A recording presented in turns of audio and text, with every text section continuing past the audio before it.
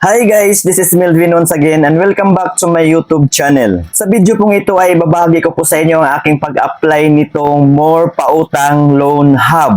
Nais ko lang pong sabihin sa inyo na mag-ingat po tayo sa pag-apply nito guys. Ito po yung kanilang ads na makikita dito sa Play Store.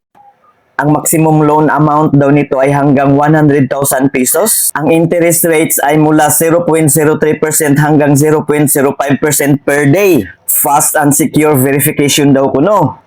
Smart loan matching. Multiple lenders, more choices. Clear loan details. So nung tiningnan ko po ang kanilang about this app guys, bago pa lang po ito na-release dito sa Play Store. Noong November 27, 2025 pa lang po, last month pa lang. Siguro konti pa lang ang nabudol nito guys. At hinanap ko po ito sa mga listahan ng mga registered loan app sa SEC guys. Ay wala po ito. So hindi po ito rehistrado.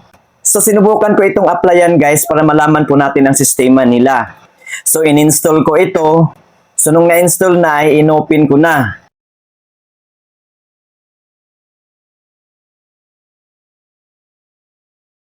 At sinalubong ako ng kanilang privacy policy guys. At pag-click ko nitong continue, and then pinindot itong while using the app, at itong allow. So yun, kinuha na po nila ang aking active mobile number. Pagkatapos kong nilagyan ng aking cellphone number, and then pinindot itong get verification code, at ang nagpadala sa akin ng OTP guys ay MetaCash. Hindi po ang More Pautang.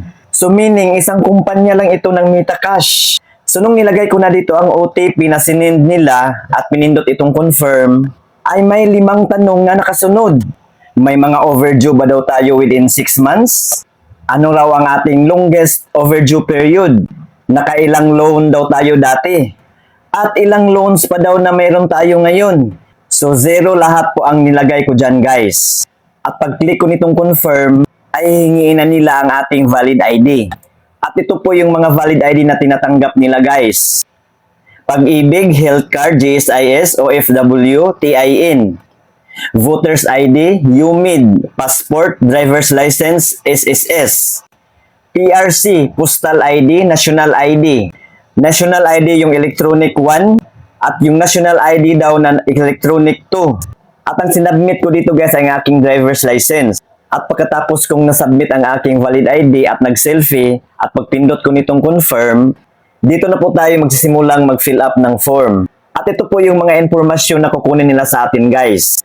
Una dito ang ating kasarian, next ang ating email address, ang ating birthday, next ay ang ating education level, ang ating marital status, ang ating number of children. At sa ating employment information guys, ang kukunin nila ay ang ating employment status, ang ating monthly income, work experience, kung anong industry ang ating pinagtatrabahuan, at ang address ng ating pinagtatrabahuan. At dito sa next page ay kukunin na nila ang ating emergency contact. At 2 contact person lang po ang hinihingi nila guys. At ito ang kailangan nating ilagay ng mga contact info. Contact info ng ating parents, ng ating partner, children, siblings, or contact info ng ating friends.